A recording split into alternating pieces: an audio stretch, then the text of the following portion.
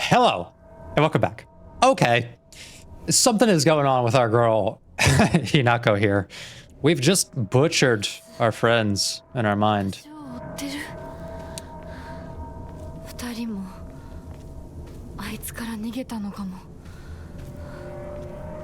And we've given it all up for the Fox Man. And I gotta say, Hinako, I hope it's worth it. I hope it's all worth it in the end for you. It certainly seems like we're making some questionable decisions right now. What have we got here? Strange note. I'm sorry. Something urgent came up, so I can't come with you. Just trust me and continue down the path we decided. I'll get everything ready and wait for you. To me, it does seem like where Hinako is at with things right now is this, like, destroying of her friends in her mind.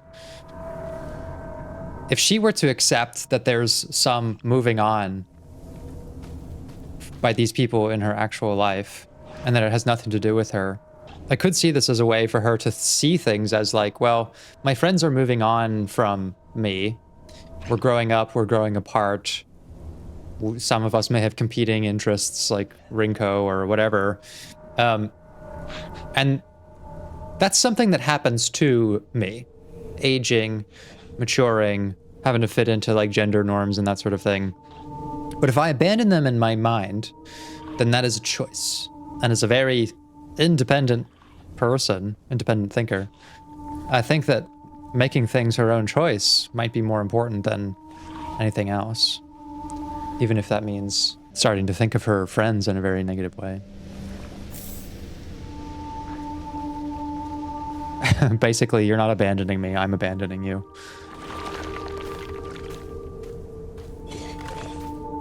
Now, I do hear something snarling nearby. I don't like things that snarl. Oh my god! I don't like things that do that either. Oof, okay.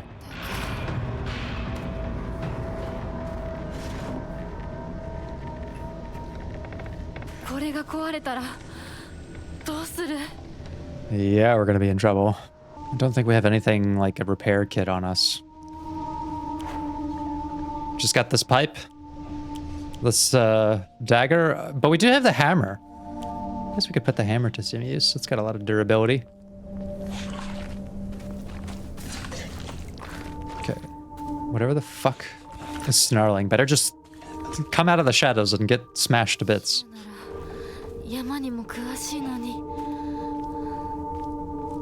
Oh, what is this? An axe. A durable axe used to chop wood. Not the easiest weapon to wield due to how heavy it is, but it is reliable. Okay, well, that is just what we needed. Jeez, just holding that thing with a confidence that I really appreciate.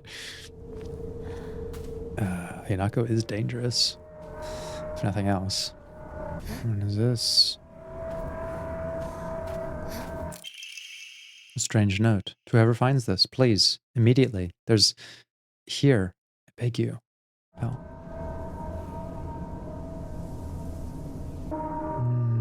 It's been brutalized, but not by us this time.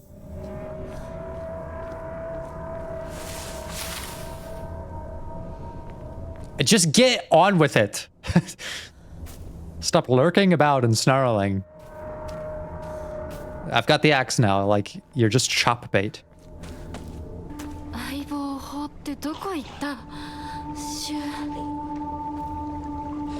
Interesting. That's like one of the first times that she's really spoken some of these frustrations aloud.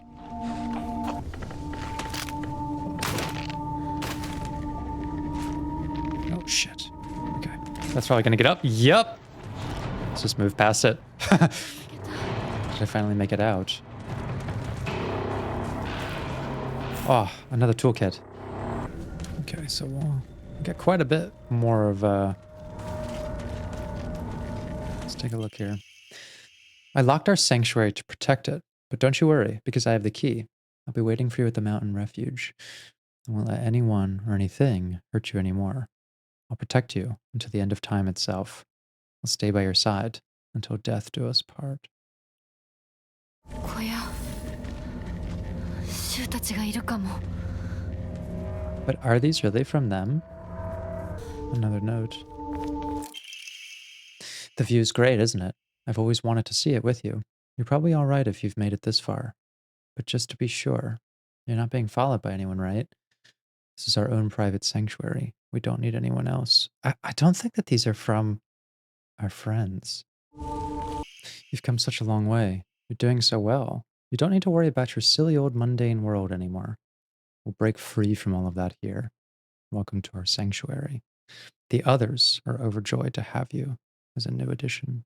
This seems like some kind of predatory cult-like stuff.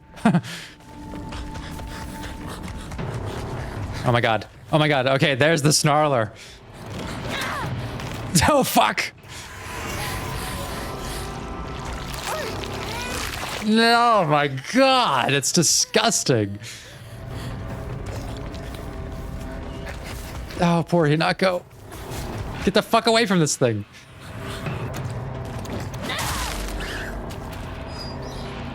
Well, at least it's giving us a good reason to to use the axe. Yeah, fuck the patriarchy.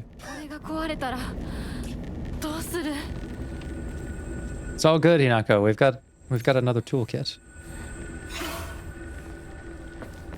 Oh, what is this? A crowbar. Ooh. Crowbar over kitchen knife. Probably a good bet, actually.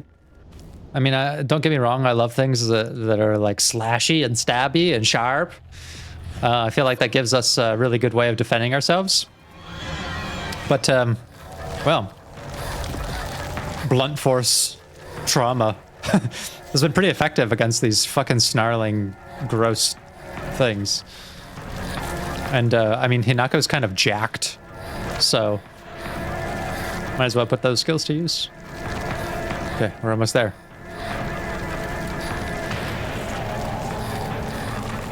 Wait. Is that the right way? No? Shit. Okay, come on, come on, come on, come on, come on, come on.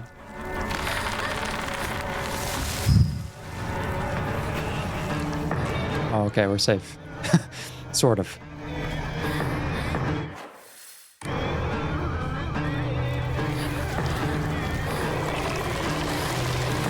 Come on, not now, not now! Let go!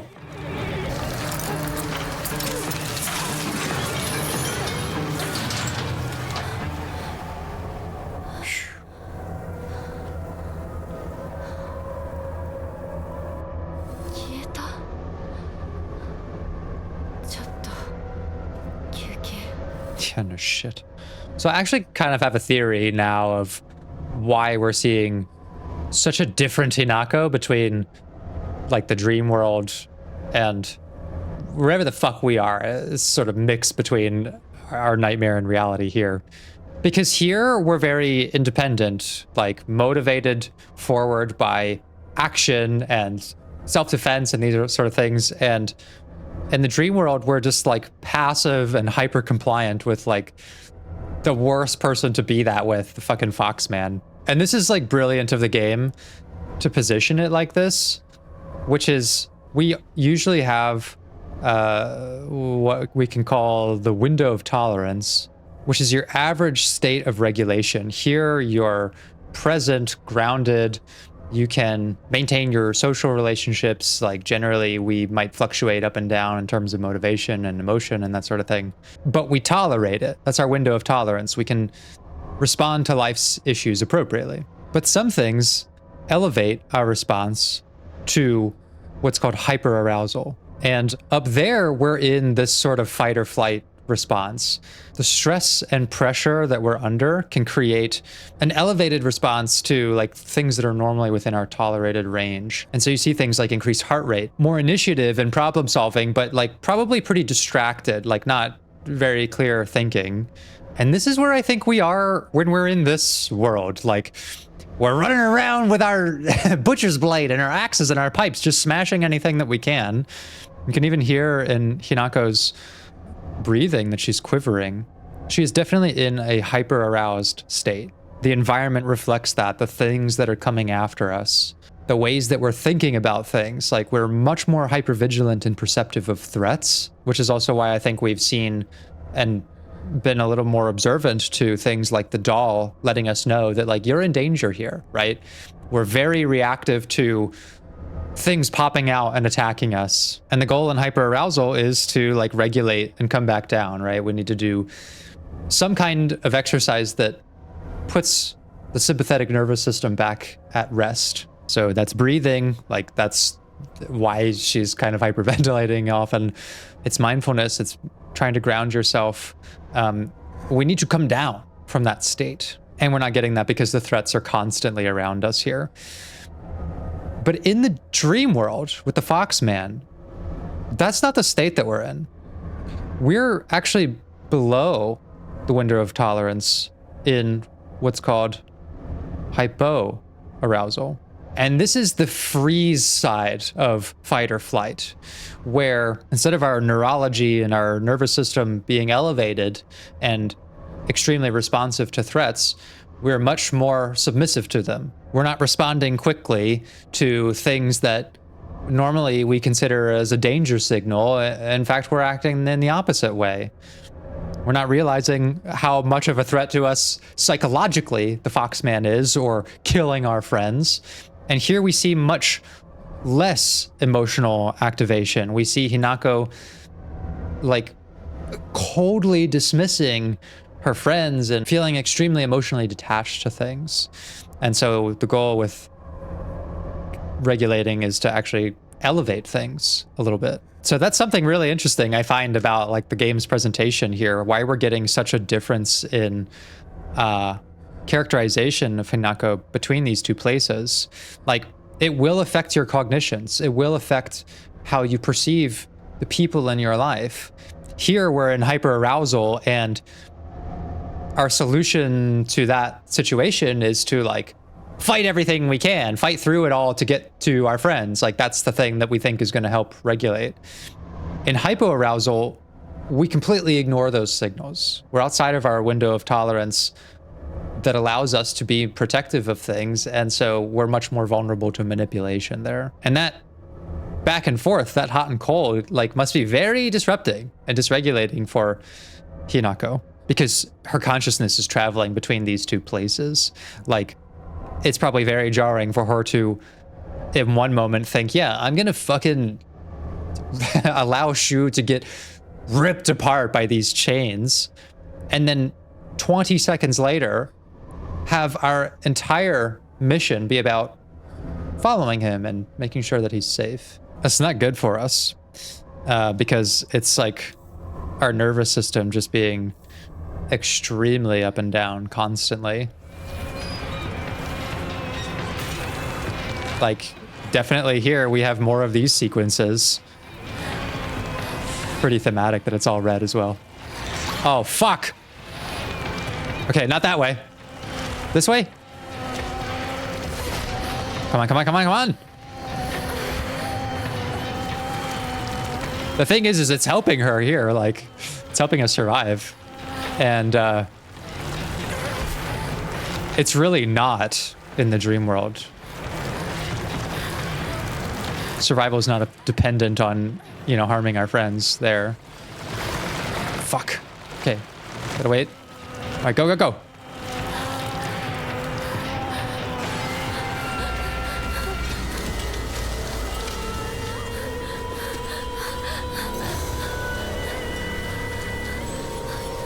What is that?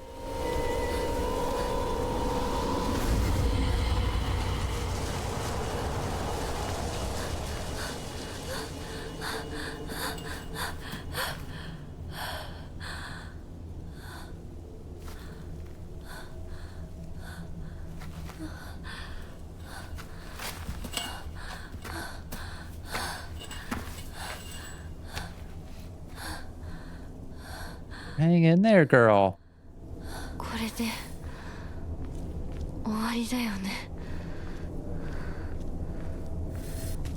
So, in a moment like this, we're probably like on the upper cusp of our window of tolerance. We can sort of regulate enough to navigate around and think about what our objective is, but we're still very much on edge. Like, we got the death grip on the axe, ready to go into hyperarousal whenever we need to.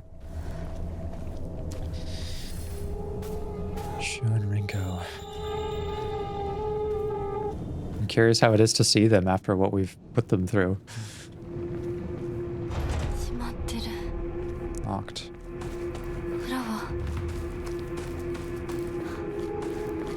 シュ相棒私だ。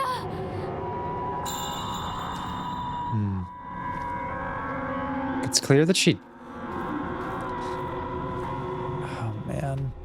It just must be tearing her apart. Like, she desperately wants to be recognized here, but the desperation is so much more evident in hyperarousal that you just sort of will do anything you can to feel safe. Oh, I got some capsules. A lot of capsules. A concerning amount of capsules. Key to Shu's house. Hinako began complaining. Prescription from my partner. Hinako began complaining of headaches in middle school. When I tried pinpointing their root cause, things always seemed to come back to stress arising from her poor relationship with her father. In other words, she's suffering from tension headaches. I first recommended that she use over-the-counter medicine, but soon she started asking for them more and more often.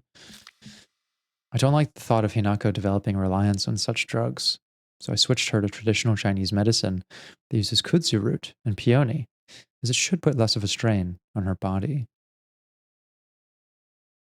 That said, I know the real reason she comes around so often isn't just because she's looking for medicine, but for a place to air her grievances about her father. As my grandmother always said, you can greatly improve the flow of someone's qi simply by listening to their troubles and empathizing with them. Hinako was thrilled with the medicine I gave her and said it worked wonders. But the truth is, that wasn't the medicine alone. I want to hear out all of her troubles and concerns. I mean, it's my job as her partner, right? So that makes a lot of sense to me, right? Like, think about the environment that Hinako is constantly in. If I'm being yelled at, pressured, lots of shouting, we're going to be like on the outside edge of that hyperarousal from the window of tolerance, because you just never know when you're going to have to defend yourself or get out of that environment. So that's going to make you feel pretty on edge. If you've ever stayed up later than you should, then like you probably felt tired and like to the point that you may have gotten headaches.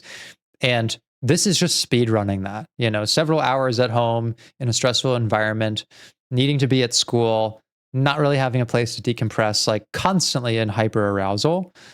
That's probably why she functions pretty well, actually. Like she can fucking kill everything in this environment because she's used to it. Her nervous system is used to being able to like light on fire at a moment's notice. And that can be very attractive for someone who sees that like I'm very effective when I'm outside my window of tolerance and I can react very strongly to things. And what I'm seeing here is like she found that the medicine helped her not come down to her regular window of tolerance, but stay in hyperarousal and just reduce the symptoms, which could very well lead to like kind of a dependency or an addiction on that, as it might be referring to here. What's likely helping out more, though, as Shu is getting to, is actually decompressing and having a psychological relief to talk about things, have someone hear her out, which is not happening at home. That's actually probably regulating her in the healthier way. She very likely, in a wakeful state, despises the kind of passive hyper compliance that comes from someone who is sort of, response to fear is to freeze, which is what we're seeing from her in the dream world. That just explained a lot about her, actually. とりあえず家の中で2人を待つか。 You see a similar kind of thing with people who have a bipolar diagnosis. They'll have episodes of depression where all of the motivation is gone, kind of in a more constant state of hypoarousal, below the window of tolerance. And then they have states of mania, right? Manic episodes where they're extremely productive, but also extremely impulsive. They feel way more creative, but also chaotic. And when you contrast that with like a depressive state where you feel like no matter how hard you want to do anything with your life, you can't, to be put in this like extremely productive state of mind where everything seems like very quick and easy, a lot of times people like don't want to regulate out of that. They like their manic state because look how effective I am. And so this is probably a much more basic version of that, which is just someone who's used to having a very hyper arousal sort of state due to the stress of her environment, but becoming attached to that and not really wanting to let go of it because that's kind of the thing that's helped her survive all this time and continues to help her survive. Why would I give that up? As people, we tend to repeat the things that make us successful. And so far, this has worked. Shu, Rinko?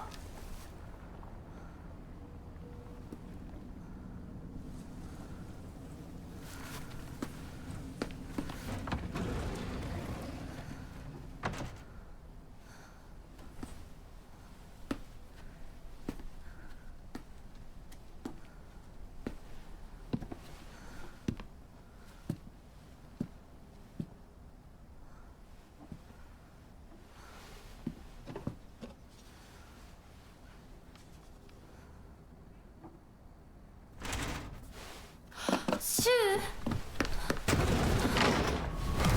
Oh, shit!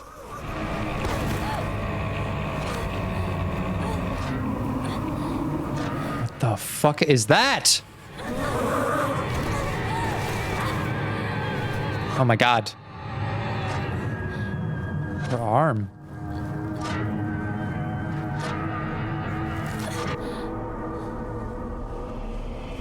Ah, shit, here we go again. What's the Foxman got for us this time? Okay. If my theory is right, very different Hinako that we're about to see. More hypoarousal. 先は大きな苦痛を伴うことになる。いいえ。私は恐れません。 Your words betray your feelings, Hinako. 3つの儀式がある。 Run, hurry, there's no going back.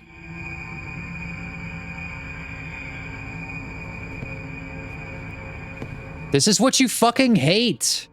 This is just marriage.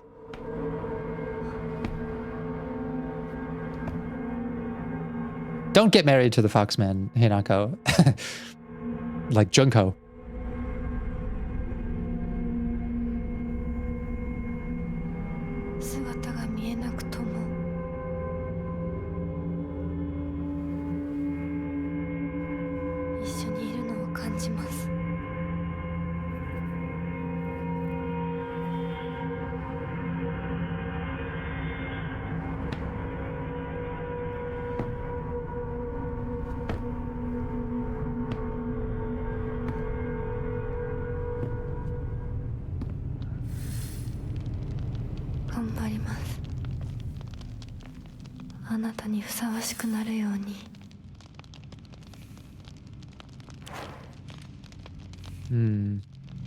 One of the aspects of like that hypoarousal state, which is more the freeze side of fight or flight, is just the feeling of helplessness. Like it seems like this is the only path you can take is just to comply. But the emotions we have in that sort of state of mind are not usually positive about the circumstances. Like in hyperarousal, we might see ourselves accomplish things like defend ourselves, take action, right? And we can feel a sense of relief or even pride from that. But usually when we freeze to our problems and let them happen, it's not like that comes with feeling a wash of acceptance. Usually we feel depressed and shameful about that. It makes us want to withdraw from other people because we don't seem strong. I could see, like,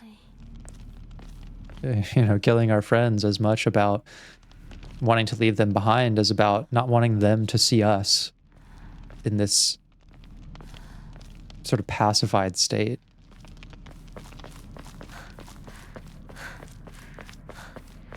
この壁なんか妙だ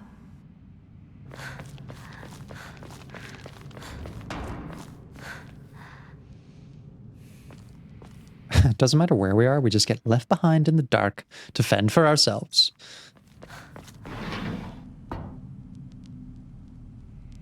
Like, this stuff actually matters so much. Just today, even, I was like definitely in a state of hyperarousal. Like, I started getting anxious about something. Maybe it's because the weekend is here and I have a busy work week coming up, and I was just thinking about all kinds of stuff and I was feeling overwhelmed. And I found myself like trying to be productive and doing things, but it was very unfocused and like I felt kind of jittery. I started to get a headache and I like decided, all right, I need to rest even though I have a bunch of shit to do. And I like took a nap. I engaged my parasympathetic nervous system. And when I awoke from that nap, I felt like a different person. Like I suddenly found emotional clarity about so many things that have kind of been bogging down my thinking. Not just from today, but like recently.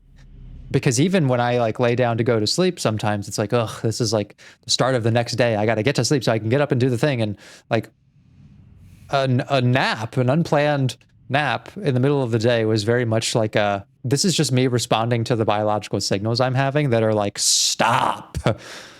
You need rest even in the middle of the day. And it was just like, oh, I have way more energy. I got up and I just was like, I know what to do. This is going to be fine. So I wasn't feeling avoidant and I wasn't feeling like I needed to hyper focus and keep my attention on the problem either. And Hinako said some real shit earlier when she's like, I need a break. Girl, do you? There's my psychological tip for the day. If you're not a person who takes naps, try taking one. I think that the fact that it is like sometimes it can really rebalance your nervous system in a way that it's not expecting. It's not on your sort of typical daily chronology. And yeah, I don't know. I don't know how to say it other than like I felt like I was a different human when I woke up. Someone who like just doesn't have as much anxiety. Now, as the week starts, I will start to feel anxious again, as is normal. But that's just a life we live, you know, constantly needing to move forward.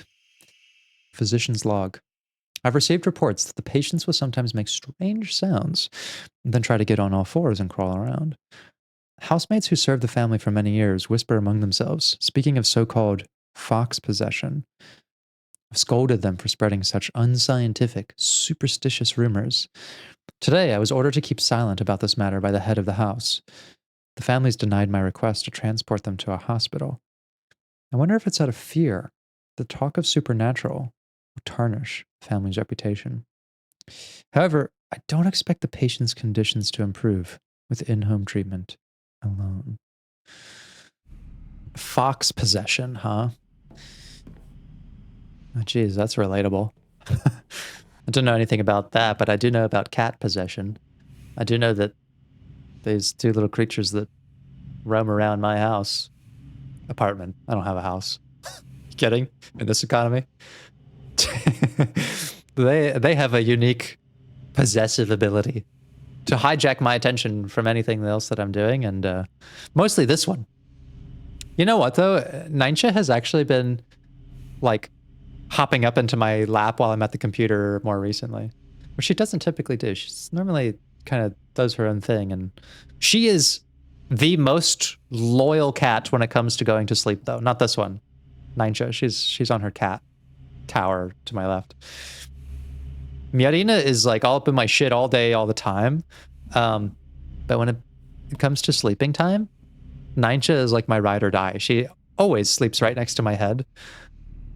And this one really doesn't. Like, this one, she kind of ignores me. Why? Because I'm not petting her. I'm not able to really give her any attention. She's like, oh, this one is dead now for the next 6 to 8 hours. He can't provide me any sort of attention or treats or anything. So the relationship is functionally bunk.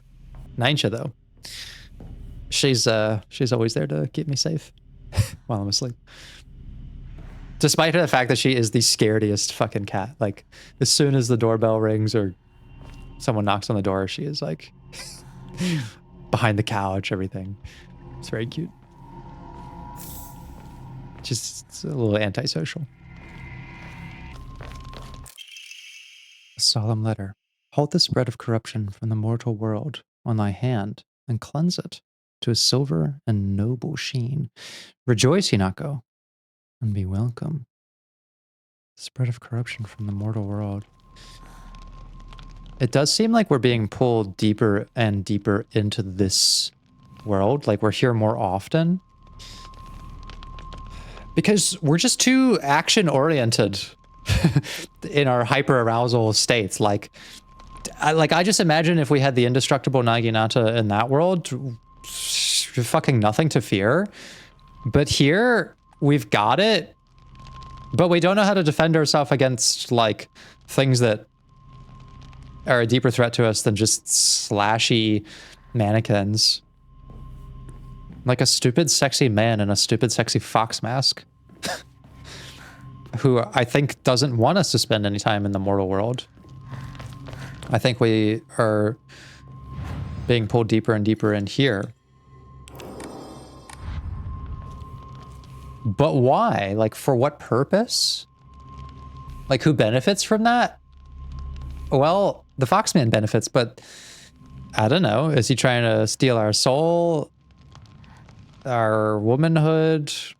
Is, like, a lot of this metaphorical for leave your independence behind and sort of comply with, like, the kind of marriage that, you know, Junko and Mom were subjected to? I mean, there are definitely relationships where, you know, especially toxic ones, people want all of you all the time.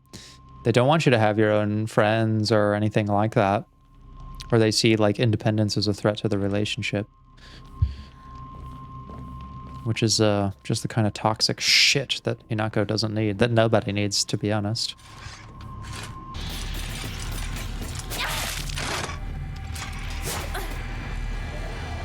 What?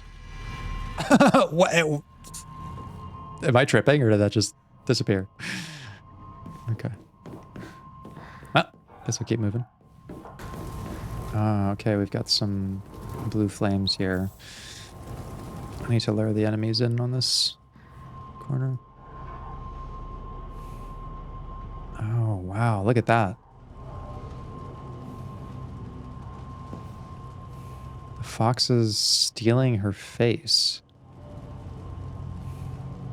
Stealing her identity. ここだ、Hinako. はい。今参ります。 And this one, her arm. The arm. And the face. Let's take a look at all of the female type creatures are all missing their face.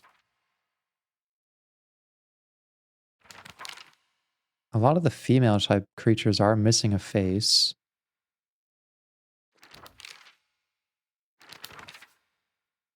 This one. Missing a face. Or there's something disturbed about them, like their visage. The arm is curious, though. I mean, this one's not missing a face. I think it's wearing a mask, but someone severed both of its legs and replaced them with blades. So there's something to that. Well, if you were a longtime Eurobrady viewer, you know I have kind of a fascination for the importance of hands as individuals' agents of change. They are the things that we use to make a difference and manipulate our environment, but they're also something we identify closely with. Watch any piece of media anywhere from any era of any time, and you will very often see someone who is confronted with confusion about their identity or some action that they've taken or something they've just experienced. Maybe they're in shock, and you'll often see them looking at their hands like in this way of identifying with ourselves. And so I think there's something really to that. Losing the arm, losing the face. This one's also grabbing at her wrist. God, it's fucking gross though, isn't it? Fucking sicko degen foxes just want to take these ladies' identities and just have them make babies, I guess. Got a little pilot of eggs there. Okay, well. The Foxman beckons. I do hope Hinako, like, awakens to what's being taken from us, though.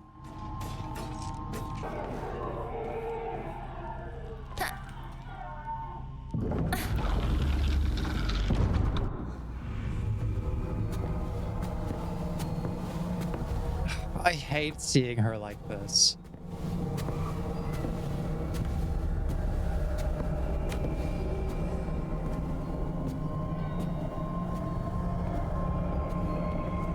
Please wake up, Hinako.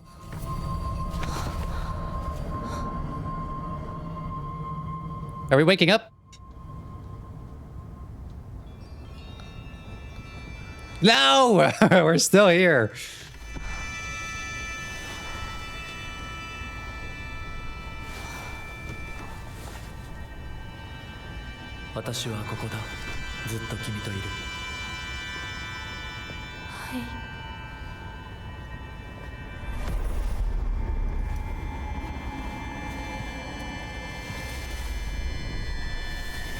Hey, what the fuck?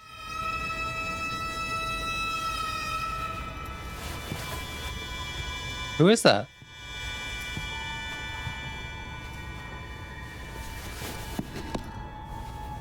What the fuck are they doing with the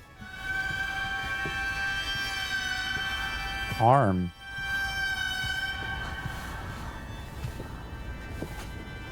Oh my god.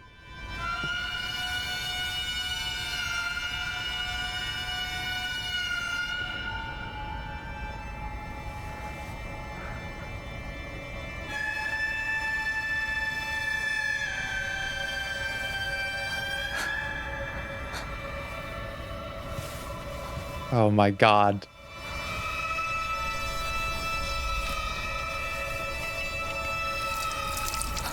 No.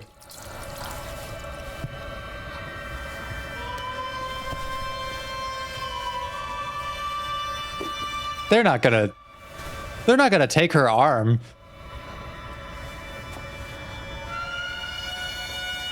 Like literally?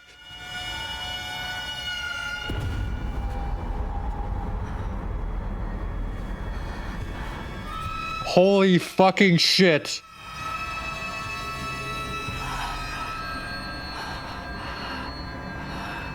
What, girl, wake the fuck up!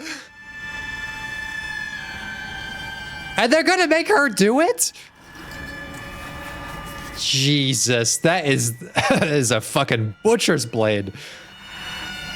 Hinako, please come to your senses, girl.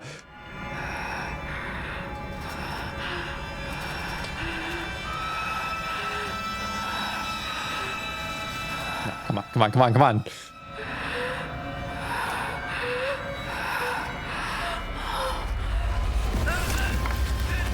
Oh my god.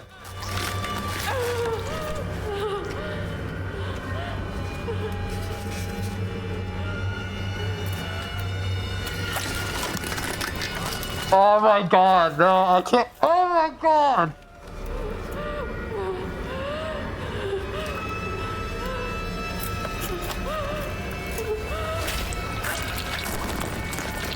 This is my nightmare.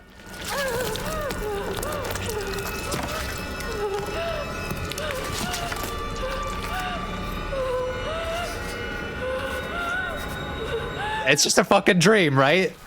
Oh my god!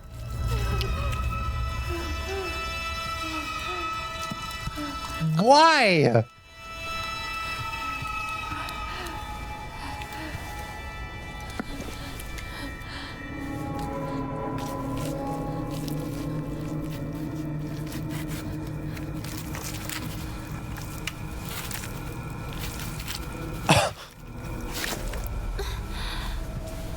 What?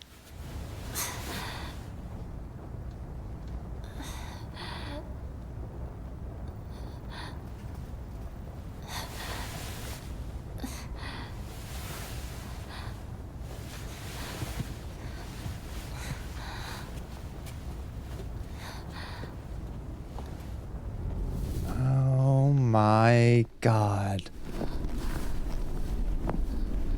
立派だったぞ、ひなこ。はい。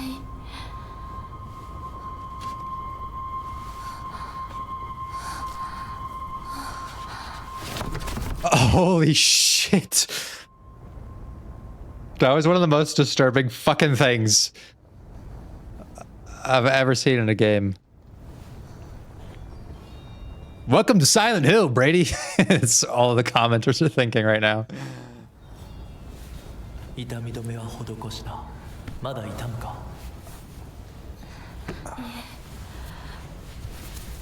少し引きつる感じが。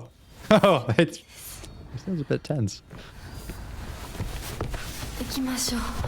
次。君さえ良ければ。はい。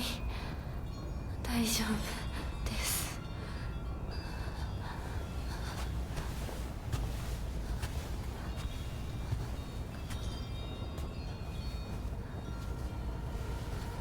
Oh my god.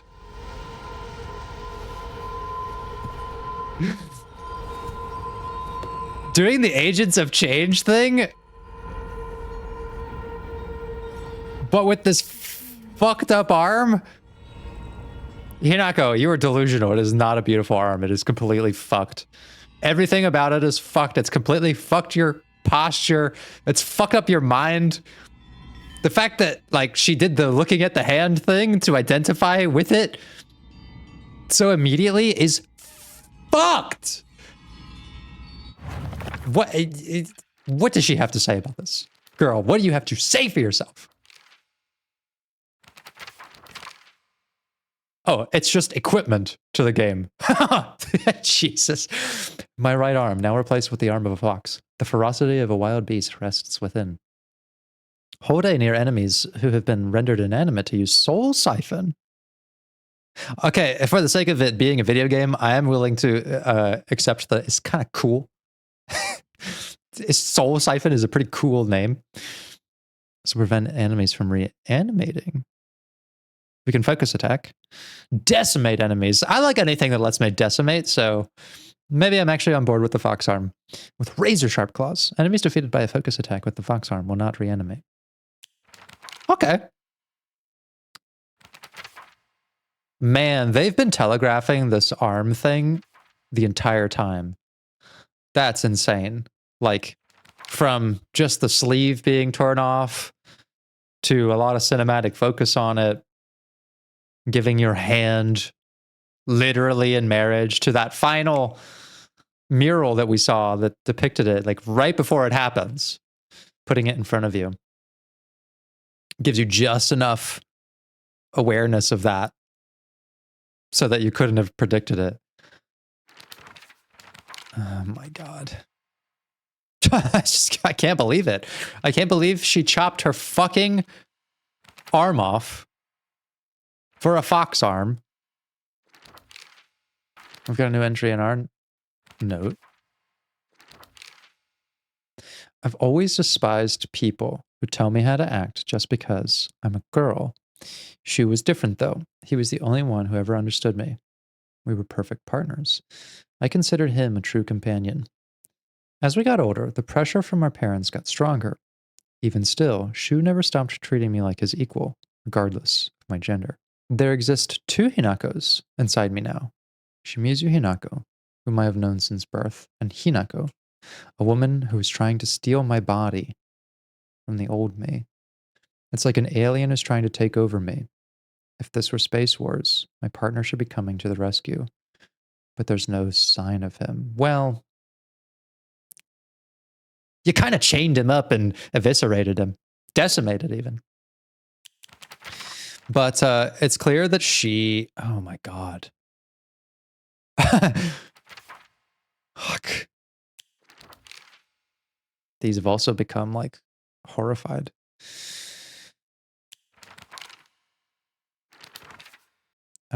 Yeah, it's clear that she does see a distinction, though, between, well, what she identifies more closely with, like the part of her that's in the mortal world, who has gotten used to the state of hyperarousal and solving her problems by being hypervigilant. And here, she is compelled to be the opposite. Entirely submissive, unable to think for herself, making very poorly judged decisions like cutting her fucking arm off. And then trying to convince herself that this is like somehow an upgrade. As a video game mechanic, it probably is a pretty strong upgrade. I mean, we don't even have the Naginata anymore. We're just gonna swipe everything out. Holy shit, though, that took a turn I was not expecting. Fuck. I need some time to digest this. I think that's where we pause for now, folks. Coming next time, fox arm decimation of anything unwise enough to step to us. For those of you who get a kick out of my squeamishness for body horror, I bet you've been waiting for this one. I hope it was satisfying, you sicko. Okay, everyone. Thanks for watching. As always, be good to yourselves, and I will see you again next time.